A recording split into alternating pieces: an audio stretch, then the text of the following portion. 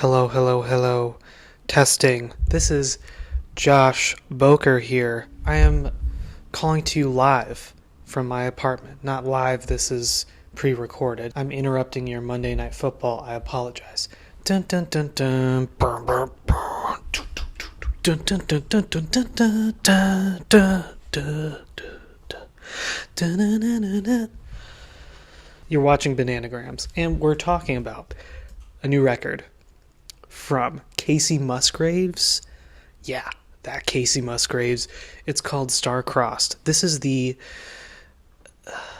fourth studio album, I think, from the Texas native Kacey Musgraves, who has been bobbing in and out of that country range, starting out with the first couple records, Same Trailer, Different Park, and Pageant Material. She was really speaking her truths over the past decade and releasing some really cheeky and fun and endearing country tunes that really pleased fans and critics alike, and really drew a crossover with her third studio album, Golden Hour, back in 2018. Believe it or not, it's that old. It's 3 years old. I'm old. Pretty fantastic record. Huge crossover of pop and country. It really was a crossover and brought a lot of fans, new fans in, including myself, because before Golden Hour I wasn't really on tune with what she was doing, not really, and on this record I was pretty moved by it. It was really fun, clear, glossy production that was arguably like the best produced and one of the best engineered records I've heard in a long time, honestly, and the songs themselves were great. You had a wide variety on this record too. You had like simple, more traditional piano ballads, and then you had some non-traditional moments like the Daft Punk influenced High Horse, which is a banger when I'm in the mood to gallop across the streets, pounding on that pavement. I jammed to that track. It's been a little bit since we've last heard from her, 3 years ago, with Golden Hour, and I was really curious what she would do on Star-Crossed. There was major success with Golden Hour, a lot of eyes and attention drew on her now, especially from winning like Album of the Year a couple years ago at this point with the Grammys too. That was a pretty big moment for her. Will Star-Crossed be kind of a throwback to the country days, or will it be just looking ahead towards something different? And in a way I would say Star-Crossed is definitely a venture even further into this pop sphere. I wouldn't even say it's as country as Golden Hour was. I would say it's more pop, and it still obviously uses country elements, in the songwriting and songs themselves, but I would say this is definitely more of a venture off of it.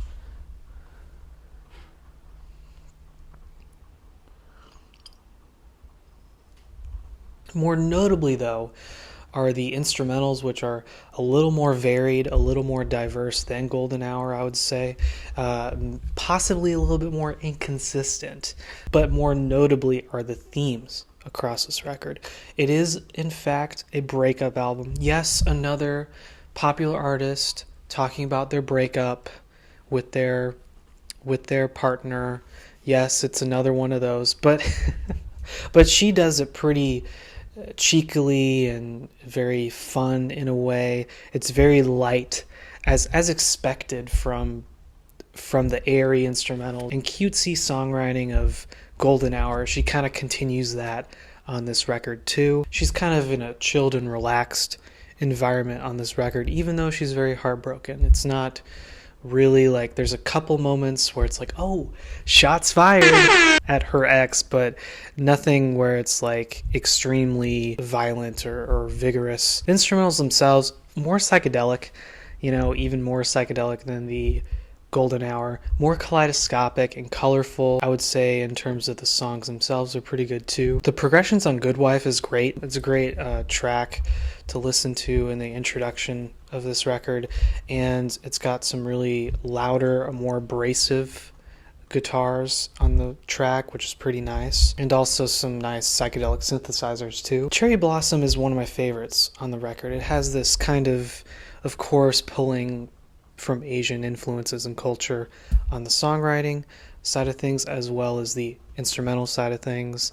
I would say it could have been pushed further with these references and the instrumental itself. Simple Times has Kacey wanting to go back in the past to hang out with her friends, remember the good times. I think we could all relate to it. She kind of remembers going back to like the 7-Eleven with her friends. Me, not so much 7-Eleven. I was more like a quick trip kind of guy. And it kind of has these themes of loneliness and just harking back to your past and remembering the good old days. Kind of reminds me of Lonely Weekend off of Golden Hour. It definitely gives off those vibes. Breadwinner is shiny nocturnal pop. And the groove is very light and airy. And the instrumental itself kind of reminds me of like a song that would be on like Ariana Grande's Thank You Next record. Camera roll is thematically and lyrically about Kacey looking back on her camera roll on her phone and painfully looking at photos of your ex. It is a millennial-esque tune, it's a little too on the nose on there. The chorus on Easier Said is one of my favorite moments on the record. I think just vocally she really is giving it her all on this track. It's very confident and powerful. Although I mentioned earlier that it has kind of more variety than Golden Hour, I think the stylistic change-ups are kind of a little few and far between across this record. After listening to it a second time, I definitely wished there was more variety across than I initially thought. And I think for the most part, these stylistic change-ups work in its favor, especially instrumentally and production-wise. But they definitely could have been pushed further. I think she's kind of on this line, this tightrope of essentially trying to balance these elements from like Golden Hour of the light and airy instrumentals that we all know and love, and then kind of balancing on the other end these more creative and experimental in a way, be out of her comfort zone.